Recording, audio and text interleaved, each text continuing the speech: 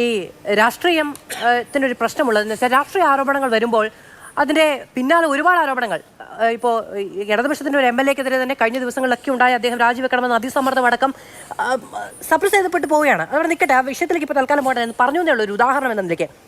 പക്ഷേ കേരളത്തിൽ ഏറ്റവും പുതുതായി സ്കെച്ച് ചെയ്തിട്ടുള്ള ഒരു വലിയ കൊള്ളസംഘമാണ് ഈ പറയുന്ന സ്വർണം പൊട്ടിക്കൽ കൊള്ളസംഘം. അതുമായി ബന്ധപ്പെട്ട് എത്ര ആരോപണങ്ങൾ ഉണ്ടായിട്ടുണ്ട്. അത് പോലീസ് അത് ചെയ്യുന്നു, അതിൻ്റെ ഒരു ഭാഗം പോലീസ് വീതിച്ചെടുക്കുന്നു, ശേഷം മാത്രം ഇത്തരത്തിലുള്ള റിപ്പോർട്ടിംഗ് ഉണ്ടാകുന്നു, അതുവഴി അനധികൃതമായി സമ്പാദിക്കുന്നു തുടങ്ങിയ ആരോപണങ്ങളാണ്. പെട്ടുപോയ മനുഷ്യരുടെ രക്തക്കറയടക്കം ആരോപണം എന്ന് പറയുന്നത് തൊപ്പിക്ക് നേരെയാണ്, കാക്കിക്ക് നേരെയാണ് ഉണ്ടാകുന്നത്. അതിൽ കേരള പോലീസിന് കേസെടുക്കേണ്ട നിയമ ഇടപെടലുണ്ടാകും. ഹൈക്കോടതിക്ക് പോലും കേസെടുക്കാവുന്ന ഒരു കാര്യമാണ്. പ്രതിപക്ഷത്തിന് സമരവുമില്ല, പ്രതിഷേധവുമില്ല. പ്രതിപക്ഷത്തിന് സമരമില്ല, പ്രതിഷേധമില്ല എന്ന് താങ്കളോട് ആരാ പറഞ്ഞത്? ഇന്ന് കേരളത്തിലെ 280 കേന്ദ്രങ്ങളിൽ, ഇപ്പോൾ ഞാനും അതിൽ പങ്കെടുത്തിട്ട് വരിക, 280 കേന്ദ്രങ്ങളിൽ ഓരോ നിയോജകമണ്ഡലത്തിൽ 2 കേന്ദ്രങ്ങളിലടക്കം മുഖ്യമന്ത്രി രാജിവെക്കണമെന്ന് ആവശ്യപ്പെട്ടുകൊണ്ട് പ്രതിഷേധ പരിപാടി കഴിഞ്ഞിട്ടാണ് ഞാൻ ഉൾപ്പെടെ ഇപ്പോൾ വന്നിരിക്കുന്നത്. മറ്റന്നാൾ 6-ാം തീയതി സെക്രട്ടേറിയറ്റിൻ്റെ മുമ്പിലേക്ക് വലിയ മാർച്ചുണ്ട്. അപ്പോൾ മുഖ്യമന്ത്രി രാജിവെക്കണം. എന്തുകൊണ്ടാണ് മുഖ്യമന്ത്രി രാജിവെക്കണം എന്ന് പറഞ്ഞാൽ താങ്കൾ പറഞ്ഞു കാക്കിക്കേറ്റ കറയാണിത്. കാക്കിക്കേറ്റ കളങ്കമല്ല ഇത്. ഈ കേരളത്തിലെ പോലീസ് സേനയെ അങ്ങേയറ്റം ദുർബലപ്പെടുത്തുന്ന, അപകീർത്തിപ്പെടുത്തുന്ന പരാമർശങ്ങളാണ് ഈ PV അൻവർ പറഞ്ഞിട്ടുള്ളത്. അതിൻ്റെ സത്യാവസ്ഥ പുറത്തു കൊണ്ടുവരേണ്ടതിൻ്റെ ഉത്തരവാദിത്വം മുഖ്യമന്ത്രിക്കാണ്, ആഭ്യന്തരമന്ത്രിക്കാണ്. ഞാൻ ചോദിക്കുന്നത്, ഈ ഒരു ആഭ്യന്തര വകുപ്പ് കേരളത്തിൽ ഇത്രയും മോശപ്പെട്ട പരാമർശങ്ങൾ അല്ലെങ്കിൽ ഇത്രയേറെ ഗൗരവമുള്ള ആരോപണങ്ങൾ ആഭ്യന്തര വകുപ്പിന് നേരെ വന്നിട്ടുള്ള ചരിത്രമുണ്ടായിട്ടുണ്ടോ? എന്നിട്ടും മുഖ്യമന്ത്രിക്ക് എന്തേ മൗനം?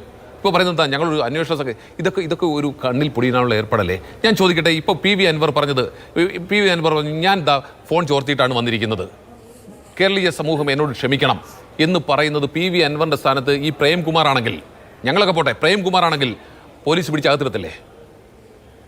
സന്ദീപ് വാര്യരോ ഞാനോ ആണെങ്കിൽ പോലീസ് പിടിച്ചകത്തിടത്തില്ലേ? അതുപോലെ മുസ്ലിം ലീഗിൻ്റെ എൻ്റെ സുഹൃത്ത് ശ്രീ ഷിബു മീരാനാണെങ്കിൽ പിടിച്ചകത്തിടത്തില്ലേ? എന്തുകൊണ്ടാണ് ഒരു FIR പോലും എടുക്കാത്തത്? അപ്പോൾ എന്നോട് പ്രേംകുമാർ പറയാണ് ജ്യോതിക്ക് പോലീസിൽ പോകൂടെ കേസ് കൊടുത്തൂടെ എന്നാണ്. അങ്ങനെയാണോ വേണ്ടത് ശ്രീ പ്രേംകുമാർ? അങ്ങനെയാണോ താങ്കളുടെ ഭാഗത്തുനിന്ന് ഒരു കമൻറ്റ് ഉണ്ടാകേണ്ടത്? പരസ്യമായി പത്രസമ്മേളനം നടത്തി ഞാൻ ഫോൺ ചോർത്തിയിരിക്കുന്നു എന്ന് പറയുമ്പോഴും ആരെങ്കിലും വന്ന് കേസ് കൊടുക്കൂ എന്ന് പറയുന്ന ന്യായം എവിടുത്തെ ന്യായമാണ് ശ്രീ പ്രേംകുമാർ? ഇനി അദ്ദേഹം പറഞ്ഞത് ശരിയാണെങ്കിൽ ADGP ആ സ്ഥാനത്ത് തുടരാൻ അനുവദിക്കുന്നത് ശരിയാണോ? അദ്ദേഹം പറഞ്ഞത് ശരിയാണെങ്കിൽ ഈ പറയുന്ന സുജിത് ദാസിനെ ഇത്തരത്തിൽ അവിടെ നിന്ന് മാറ്റിയാൽ മാത്രം മതിയോ? അദ്ദേഹത്തെ ഒരു ദിവസമെങ്കിലും സർവീസിന് പുറത്തു നിർത്താൻ കഴിഞ്ഞോ? അദ്ദേഹം പറഞ്ഞിട്ടുള്ളത് വസ്തുത നമ്മൾ കേട്ടല്ലോ. അദ്ദേഹം പറഞ്ഞിട്ടുള്ള ഓഡിയോ ക്ലിപ്പിംഗ് നമ്മൾ കൃത്യമായി കേട്ടതാണ്. ഒരു ദിവസം പുറത്തു നിർത്താൻ കഴിഞ്ഞിട്ടുണ്ടോ? ഇതാണോ പോലീസിലെ ഡിസിപ്ലിൻ? അപ്പോൾ ഇതെന്താ പ്രശ്നം? ഇത് ചെന്നെത്തുന്നത് മുഖ്യമന്ത്രിയിലേക്കാണ്, ഇത് ചെന്നെത്തുന്നത് ആഭ്യന്തര വകുപ്പിലേക്കാണ്. അപ്പോൾ മുഖ്യമന്ത്രിയെ ഇതിനെ സംബന്ധിച്ച് കൂടുതൽ പറഞ്ഞു പോയാൽ ഇതെങ്ങനെ വന്നാലും മുഖ്യമന്ത്രിയുടെ മേളിലേക്ക് വരികയുള്ളൂ എന്നുള്ളതാണ് ഒരു പ്രശ്നം. രണ്ടാമത്തേത്, ഇപ്പോൾ അന്വേഷണം പ്രഖ്യാപിച്ചിരിക്കുന്നു. ഇന്നലത്തെ വലിയ നമ്മളെല്ലാവരും പ്രതീക്ഷിച്ചു SP-യെ സസ്പെൻഡ് ചെയ്യാൻ പോകുന്നു, ADGP-യെ മാറ്റി നിർത്തിക്കൊണ്ട് അന്വേഷണം നടക്കും, അല്ലെങ്കിൽ അദ്ദേഹത്തിൻ്റെ വകുപ്പെങ്കിലും മാറ്റും. അദ്ദേഹം ഇന്ന് ഈ നിമിഷവും കൊലപാതകത്തിന് കൂട്ടുനിന്നയാളാണ് ADGP എന്നൊരു MLA പറഞ്ഞതിന് ശേഷവും ആ ADGP ഇപ്പോഴും കേരളത്തിൽ ലോ ആൻഡ് ഓർഡറിൻ്റെ ADGP-യെ തുടരുകയാണ്. അല്ലേ? നിഷേധിക്കാൻ കഴിയുമോ? കൊലപാതകത്തിന് നേരിട്ട് കൊലപാതകം നടത്താൻ വേണ്ടി ഒത്താശ ചെയ്തു കൊടുത്ത അല്ലെങ്കിൽ ചെയ്യിച്ചയാൾ എന്നാണ് പറഞ്ഞിരിക്കുന്ന ഒരു ഭരണകക്ഷി MLA. എന്തെങ്കിലും ചെയ്തോ നിങ്ങൾ? എന്തെങ്കിലും? അപ്പോൾ ആ പറഞ്ഞത് ഒന്നും നിങ്ങൾ വിശ്വാസത്തിലെടുക്കുന്നില്ലെങ്കിൽ PV അൻവറിനെതിരെ നിങ്ങൾ FIR ഇട്ടോ? അതുമില്ല. പിന്നെ എന്താണ് കേരളീയ സമൂഹം മനസ്സിലാക്കേണ്ടത്? ഒന്നുകിൽ എന്തെങ്കിലും ഒന്ന് ചെയ്യൂ. ഒന്നുകിൽ PV അൻവറിനെതിരെ കേസെടുക്കൂ, അല്ലെങ്കിൽ ADGP ഒന്ന് മാറ്റി നിർത്തൂ, അല്ലെങ്കിൽ ഈ പറയുന്ന സുജിത് ദാസിനെതിരെ നടപടിയെടുക്കൂ. ഒന്നുമില്ല. അവിടെയാണ് പ്രശ്നം. ഇതിനകത്തെ അടിസ്ഥാനപരമായ പ്രശ്നം ഇത് മുഖ്യമന്ത്രിയിലേക്കാണ് എത്തുന്നതെന്നുള്ളതാണ്. ഇവിടെ മുഖ്യമന്ത്രിയുടെ ഓഫീസിൻ്റെ അപജയമല്ലേ നമ്മൾ കണ്ടുകൊണ്ടിരിക്കുന്നത്? ഇന്ന് ഞാനൊരു മാധ്യമത്തിൽ കണ്ടു.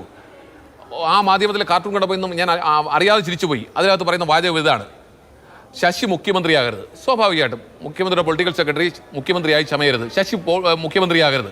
അടുത്ത വാചകം എന്താ അറിയോ? മുഖ്യമന്ത്രി ശശിയാകരുത്. ഇന്ന് ഏറ്റവും ഈ വർഷത്തെ കാർട്ടൂണുകളിൽ എനിക്ക് ഏറ്റവും ഇഷ്ടപ്പെട്ട ഒരു കാർട്ടൂണായിരുന്നു. അപ്പോൾ അത് പറയുന്നത് പോലെ തന്നെ തൊട്ട് താഴെ ഞാൻ പറഞ്ഞു തീർത്തോട്ടെ, ഏറ്റവും മോശപ്പെട്ട വകുപ്പ് ഏത് ഈ സംസ്ഥാനത്തെന്ന് ചോദിച്ചാൽ ആഭ്യന്തര വകുപ്പ് നമ്മൾ പറയേണ്ടി വരും. ഏറ്റവും മോശപ്പെട്ട മന്ത്രി ആരെന്ന് ചോദിച്ചാൽ അത് ആഭ്യന്തരമന്ത്രി എന്ന് പറയേണ്ടി വരും, അഥവാ മുഖ്യമന്ത്രി എന്ന് പറയേണ്ടി വരും. അത് 1ാം പിണറായി സർക്കാരിലും 2ാം പിണറായി സർക്കാരിലും അങ്ങനെ തന്നെയാണ്.